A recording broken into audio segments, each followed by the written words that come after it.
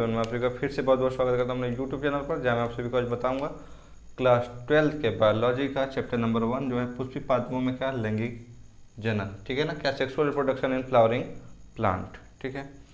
तो ये जो है ना, कुछ बच्चों का रिक्वेस्ट आया कि सर हमें क्लास 12th की बायोलॉजी का वीडियो चाहिए, तो मैंने क्या किया कि क्लास 12th की बायोलॉजी का वीडियो स्टार्ट किया। तो मेरा पहला वीडियो है अभी क्लास 12th की बायोलॉजी का, तो ये देखते हैं कुछ इंपॉर्टेंट चीज़ें, ठीक है ना। इसमें है कि सेक्स लैंगिक जनन क्या है ये सब। तो जीरो से शुरू करते हैं, कहाँ से, जीरो से शुरू करते हैं। तो पहले हम आपने जीवन काल, लाइफ स्पैन, मतलब सुना होगा कि इनकी एज 70 से 75 साल होती है। जो कुत्ता है वो 20 से 25 साल, कौवा जो है 14 से 15 साल जीवित रहता है। तो सबकी एज सबको पता रहती है, लगभग कुछ की एज पता है, ठीक है। तो जीवन काल होता क्या है, जो जीव है ना, क्या जो जीव है उसके जन्म से, कहाँ से, जन्म से लेकर उसकी प्राकृतिक मृत्यु, मतलब प्राकृतिक मृत्यु का मतलब ऐसी डेथ कि वो क्या हो गया, वृद्धावस्था में हो। किस अवस्था में हो, वृद्धावस्था में हो, और किसी बीमारी की वजह से उसकी डेथ हो जाए, ठीक है ना। वो मतलब वृद्धावस्था में ही उसकी डेथ हो, ठीक है ना। तो उसे क्या कहते हैं, जीवन काल, ठीक है। तो होता क्या है कि किसी की डेथ 14-15 साल, 20 साल, 22 साल, मतलब और क्या कहते हैं, जो उसका जीवन काल उससे पहले उसकी डेथ हो जाती है तो वो उसका जीवन काल नहीं। जैसे ह्यूमन बीइंग है, उसका जीवन काल होता है 70 से 75 साल। तो अगर उसकी डेथ 30, 40, 50 साल की एज में होती तो उसका जीवन काल जो था वो 70, 40 साल, 50 साल नहीं था। उसका जीवन काल क्या था, 70 से 75 साल, मतलब वो अभी भी 30 से 40 साल क्या होता, जीवित रहता, ठीक है ना। तो जीवन काल का मतलब है जो जीव है उस जन्म, ठीक है, वो जन्म लिया, और मृत्यु, मृत्यु कैसी होनी, प्राकृतिक, मतलब उसका कोई एक्सीडेंट नहीं होना चाहिए, या तो क्या कहते हैं कोई बीमारी से कम एज में क्या हो जाए डेथ, ऐसा नहीं होना चाहिए। उसकी एज क्या होनी चाहिए, जो उसका रियल है, रियल मतलब जैसे ह्यूमन बींग का 70 से 75 है, हाथी का 60 से 70 है, गुलाब का 5 से 7 साल है। तो उस एज में जाके उसकी जब डेथ होती है तो उसको क्या कहते हैं, जीवन काल। प्रत्येक जो जीव है ना उनका जीवन काल क्या होता है, अलग अलग, क्या होता है, अलग अलग। जैसे हाथी है, मैंने यहाँ पे कुछ लिख के दिख गया, हाथी है, तो ये सब क्या है ना, अलग अलग बुक में अलग अलग डाटा आपको मिलेगा। थोड़ा बहुत क्या, मतलब बहुत सभी बुक में नहीं, लेकिन क्या कहते हैं थोड़ा बहुत क्या कहते हैं ऊपर नीचे हो सकता है। तो जैसे हाथी है ना, तो उसका जीवन काल क्या होता है 60 से 70 साल, कितना, 60 से 70 साल। गुलाब का जो फ्लावर होता है, पौधा होता है, वो कितना साल होता है, 5 से 7 साल उसकी लाइफ स्पेन होती है। तो होता क्या है ना कि ये 5 से 7 साल, आप कैसे सोच रहे होंगे कैसे 5 से 7 साल, अगर उसको प्रॉपर लाइट और वाटर मिलता रहेगा तो वो क्या 5 से 7 साल तक क्या रहेगा, जीवित रहेगा, ठीक है ना। कुत्ता वो 20 से 25 साल तक उसका जीवन काल होता है। तो आप सोच रहे हैं 20 से 25 साल, ठीक है, ऐसा नहीं है।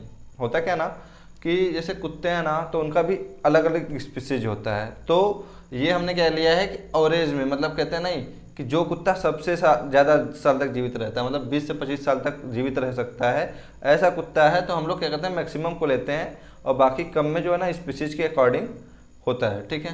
कौवा है वो 14 से 15 साल, केला का जो पौधा है वो 24 से 25 साल, गाय जो 20 से 25 साल उसकी एज है, तोता है वो कितने साल, 140 साल। अब आप सोचेंगे तोता 140 साल जीता है, उसकी आयु जो है 140 वर्ष।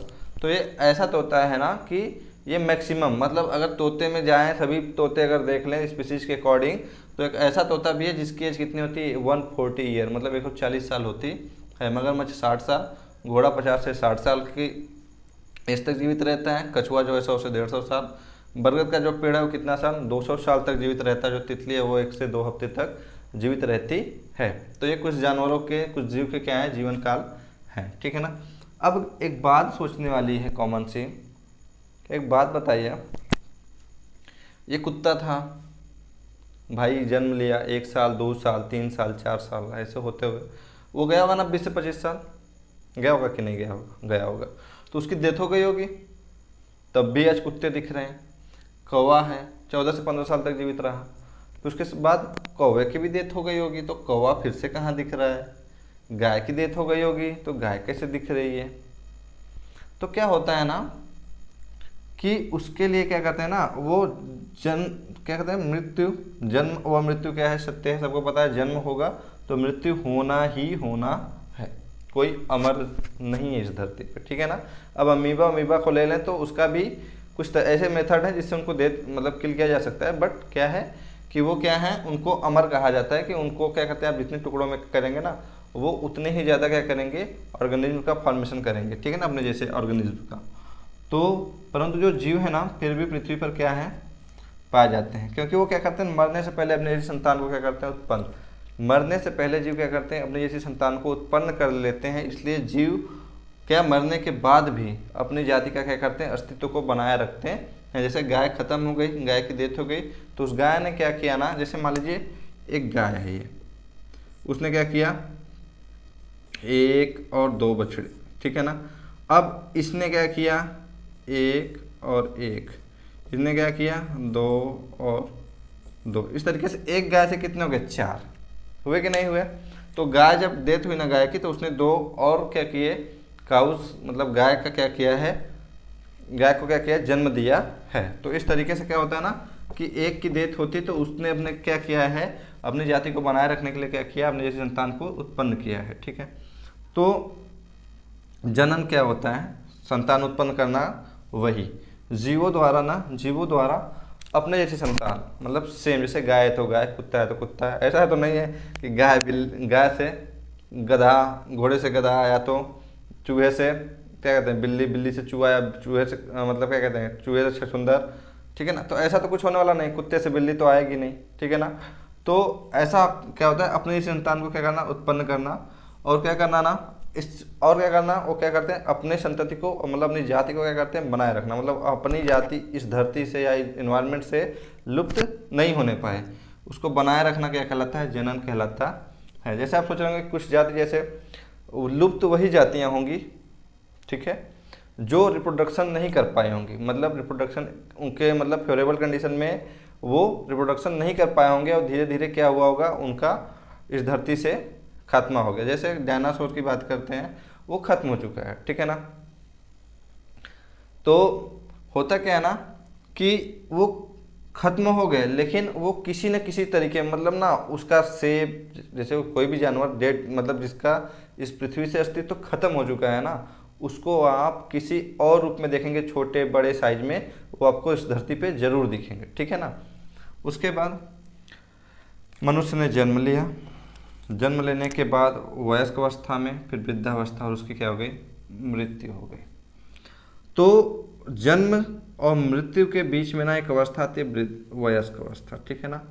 जब वो वयस्क अवस्था में होता है तो वो क्या कर लेता है, जनन, क्या कर लेता है, जनन, ठीक है। और जनन करते ही वो क्या कर लेता है, अपने संतान को उत्पन्न कर लेता है। उसके बाद वो वृद्धावस्था में जाता है, उसकी मृत्यु हो जाती है, और उसकी संतानें क्या हो जाती हैं, धरती पे आ जाती हैं, ठीक है ना। तो इस तरीके से उनकी जाति का क्या रहता है, अस्तित्व बना रहता है।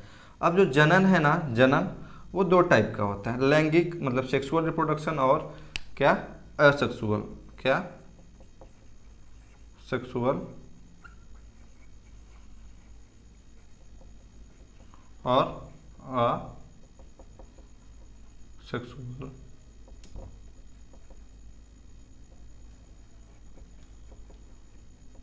रिप्रोडक्शन, ठीक है।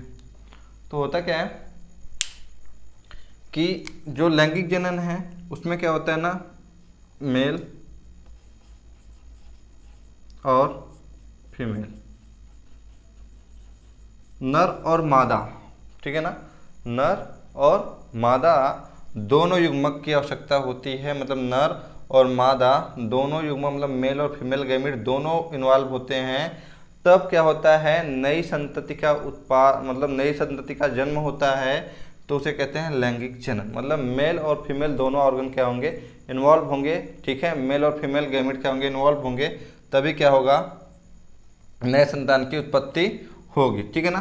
तो उसमें भी ना कंडीशन 2 बनाई गई कि ऑटोगैमी मतलब स्वयुग्मन कहते हैं, और जिनेटोगैमी, ठीक है, क्या, जिटोनोगैमी, ठीक है ना। तो उसमें क्या होता है ना, ऑटोगैमी में होता है कि जैसे सूरजमुखी का मैंने एग्जांपल लिख दिया, वो आपको मैं बताता हूँ क्या होता है कि एक प्लांट है, जैसे मैं क्या ले लेता हूँ ना, ये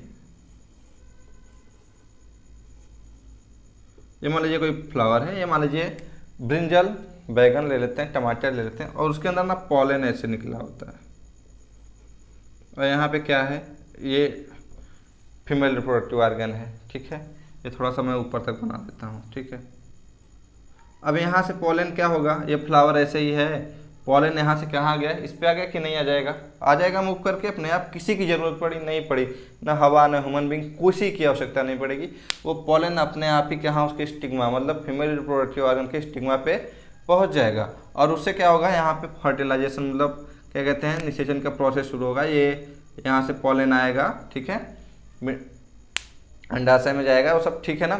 उसका बाद आगे देखते हैं, तो ये क्या हो जाएगा, इसमें क्या होता है ना कि किसी की आवश्यकता नहीं होती, फ्लावर से जो पॉलन होता है मतलब परागकण होता है वो स्वयं मतलब खुद से ही स्टिग्मा पे पहुंच जाता है। ठीक है ना, जैसे मटर, क्या कहते हैं, मटर भी ऐसा ही होता है, वो फ्लावर बंद ही रहता है ना, कलिकावस्था में बर्ड अवस्था में रहता है, उसके अंदर पॉलिनेशन हो जाता है, मतलब उसका पॉलन क्या होता है, स्टिग्मा पे पहुंच जाता है। उसके बाद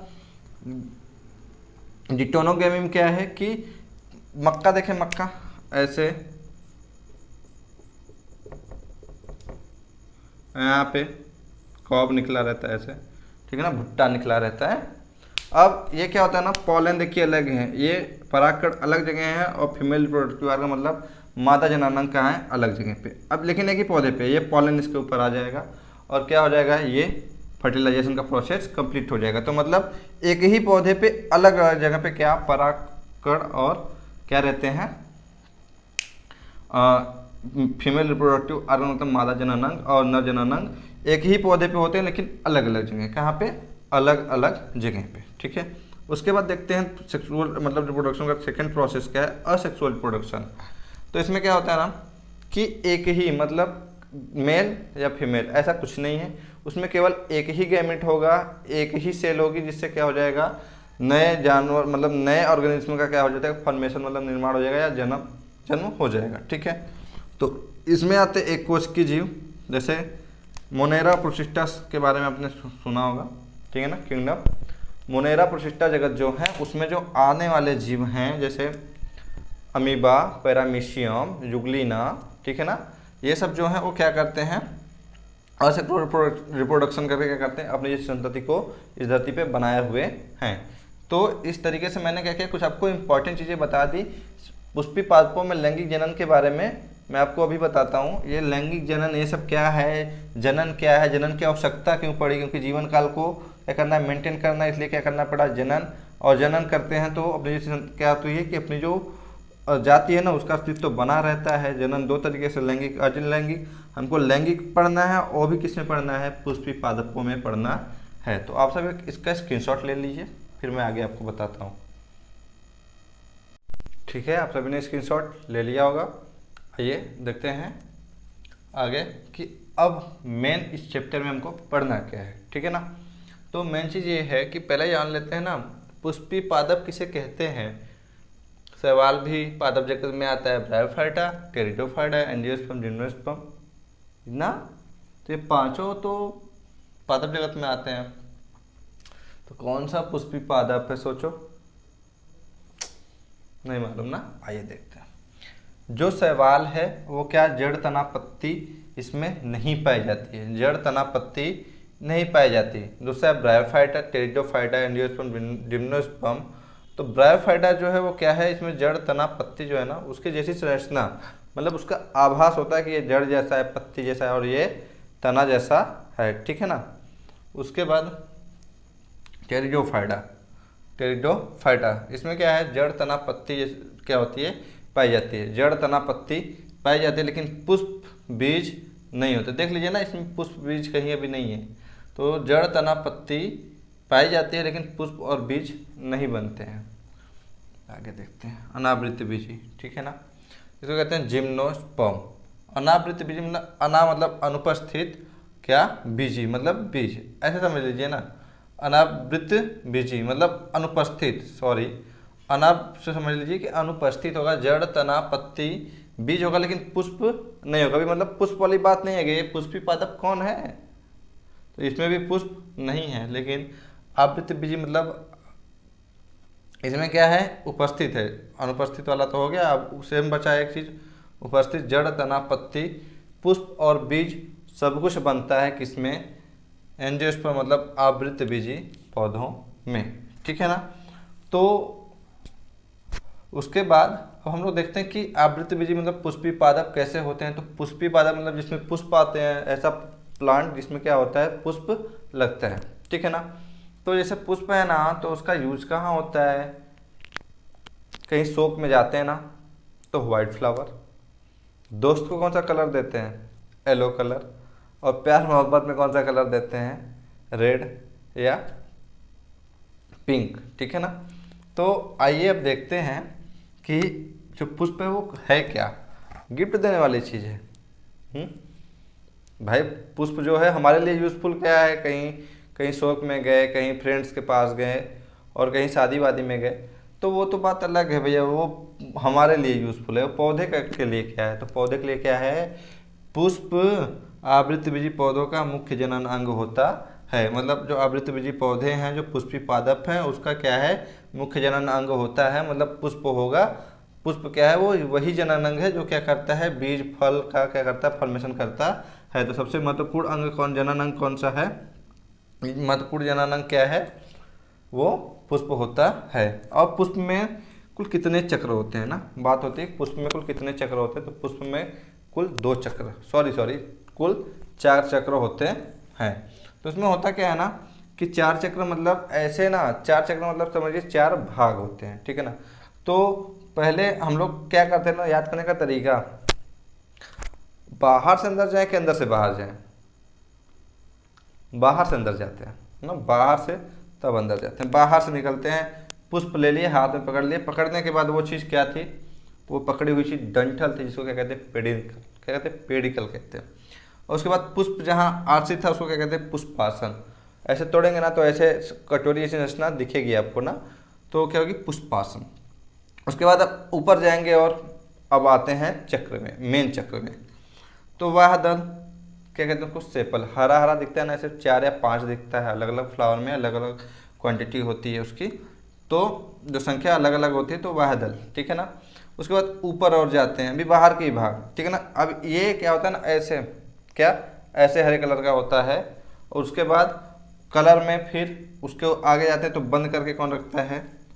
दल मतलब पेटल। ये कैसा होता है? रंगीन पार्ट होता है। कैसा होता है? कलरफुल पार्ट होता है, जो कि कीट को, इंसेक्ट को और ह्यूमन बींग्स को क्या करता है? अपनी तरफ आकर्षित करता है। ये वह दल क्या होता है कि जब पुष्प बड़ी, ठीक है ना,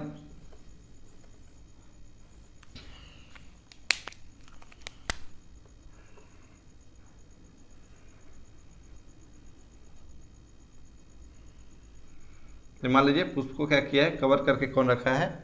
ये ऊपर वाला जो पार्ट है ना, उसको समझ लीजिए वाह दल है। क्या है? वाह दल है। अब वह दल कैसा है? ग्रीन है। और पुष्प को खिलने के लिए क्या करता है? फोटोसिंथेसिस का प्रोसेस करता है, जिससे फ्लावर को क्या मिलता है? न्यूट्रिशन मिलता है और फूल क्या होता है? खिल जाता है, मतलब फ्लावरिंग होती है, ठीक है। तो वह दल क्या है? वो ग्रीन पार्ट होता है, क्या करता है? पुष्प को फोटोसिंथेसिस होता है इसमें, और क्या होता है? पुष्प को न्यूट्रिशन मिलता है और पुष्प क्या होता है? खिलता है। और उसमें और आगे के प्रोसेस क्या होते हैं? क्लियर होते हैं। पेटल मैंने बता दिया। उसके बाद आगे चलते हैं और अंदर, तो ये चीज़ दिखती है अक्सर हमको, एंथर मतलब परागकोश और पूतंतु। परागकोश और पूतंतु। तो एंथर के अंदर क्या होता है ना? पराग कण। क्या होता है? पराग कण। ऐसा छोटा छोटा छोटा छोटा स्पॉट जैसा होता है, जिसको क्या कहते हैं? पॉलन लिखते हैं छोटे में, पॉलन, ठीक है ना। पॉलन ग्रेन भी कहते हैं, ठीक है। तो इसके बाद ये जो क्या कहते हैं? परागकोश है, वो किस पे होता है? पूतंतु पे। किस पे? पूतंतु मतलब एक छड़ के आकार की संरचना होती है, ठीक है ना। टाइट मतलब क्या कहते हैं उसको? छड़ जैसी संरचना होती है, उसको कहते हैं फिलामेंट, मतलब पूतंतु कहते हैं, जिसपे क्या होता है? परागकोश लगा होता है, ठीक। परागकोश में क्या होता है? परागकण। और पूतंतु और परागकोश जो होता है उसको क्या कहते हैं? पुंकेसर। क्या कहते हैं? पुंकेसर। इसी क्या कहते हैं? नर जनन अंग, ठीक है। पुंकेसर मतलब नर जनन अंग। और इधर देखते हैं वर्तिकाग्र, ये सबसे अंतिम लास्ट में होता है, ठीक है। पुष्प के अंदर छिपा होता है वर्तिकाग्र। ये क्या होता है? सबसे ऊपर। उसके बाद अंदर और नीचे जाएंगे, ये क्या होता है ना, वर्तिकाग्र पे म्यूकस, मतलब इसको आप टच करेंगे ना तो चिपचिपा, मतलब ऐसे ऐसे टेस्ट देखिए चिपचिपा फील होता है कि नहीं। तो इस पर भी क्या होता है, चिपचिपा लगा पदार्थ होता है म्यूकस के, जिससे क्या होता है ये पॉलन होता है ना, इस पर के चिपक जाता है। और म्यूकस क्या होता है, गीला होता है, तो इससे क्या होता है ना कि जर्मिनेशन होता है किसमें, परागकण में। वर्तिका जो है वो कैसा होता है, सिलिंड्रिकल, मतलब सिलेंडर, मतलब क्या कहते हैं खोखला का, खोखला क्या कहते हैं पाइप जैसी संरचना होती है। इसमें से पॉलन ट्यूब, ऐसे क्या, ये पॉलन ट्यूब ना ऐसे इसमें से ही मूव करके जाता है। अंडाशय सबसे निचला जो भाग होता है ना, फीमेल रिप्रोडक्टिव ऑर्गन मतलब मादा जननांग का, वो क्या होता है, अंडाशय, जो कि क्या होता है उभरा हुआ, मतलब क्या होता है उभरा मतलब फूला हुआ भाग होता है, ठीक है। और उसी के अंदर क्या होता है बीजांड मतलब ओव्यूल्स पाए जाते हैं, जिसको क्या कहते हैं स्त्री केसर। इस पूरे पार्ट को वर्तिकाग्र, वर्तिका, अंडाशय कंपोजिशन क्या कहलाता है, स्त्री केसर मतलब कहलाता है। और इसको क्या कहते हैं मादा जनन अंग। ये क्या है, पुष्प का मादा जनन अंग है। तो चक्र की बात हम कर रहे थे, तो ये मैंने पुष्प के बारे में थोड़ा सा आपको बता दिया, सहायक चक्र और आवश्यक चक्र, ठीक है। तो सहायक चक्र मतलब जो पुष्प को क्या कहते हैं सहायता, रिप्रोडक्शन के लिए, या तो क्या कहते हैं कि पुष्प जो स्टेबल रहे उसके लिए क्या कहते हैं सहायता प्रदान करता है, तो इसको कहते हैं एसेसरी साइकिल। क्या कहते हैं एसेसरी साइकिल। तो इसमें क्या है वाह दल पुंज, वाह दल पुंज मतलब पुंज का मतलब होता है ग्रुप, मतलब समूह, ठीक है ना।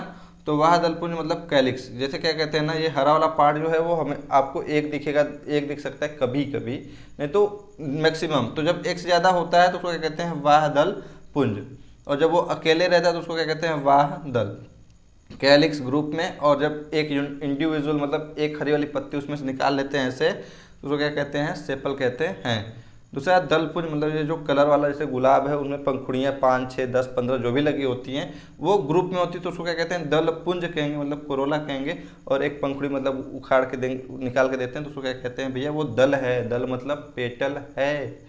उसके बाद आवश्यक चक्र मतलब ये क्या करते हैं, मेन रोल क्या करते हैं निभाते हैं पुष्प को रिप्रोडक्शन करने के लिए। तो पुमंग, पुमंग मतलब जब ये पुंकेसर की संख्या एक से अधिक हो, ग्रुप में हो, तो उसको क्या कहते हैं, जब मतलब ये पुंकेसर मतलब नर जनन वाला जो पार्ट है, अंग वाले पार्ट हैं, वो क्या हो जब एक से ज़्यादा हो तो उसको क्या कहते हैं पुमंग कहते हैं, मतलब एंड्रोशियम कहते हैं। और जायांग जो है उसको क्या कहते हैं गाइनोशियम। मतलब अगर जायांग मतलब ग्रुप में जब है कौन, स्त्री केसर, मतलब ये फीमेल रिप्रोडक्टिव ऑर्गन जो है मादा जनन अंग है, एक से अधिक एक ही पुष्प में है, ग्रुप में है, तो उसको क्या कहते हैं जायांग मतलब गाइनोशियम कहते हैं, ठीक है ना। तो इस तरीके से मैंने आपको इस वीडियो में क्या किया कि पुष्प के बारे में कुछ चीज़ें बता दी।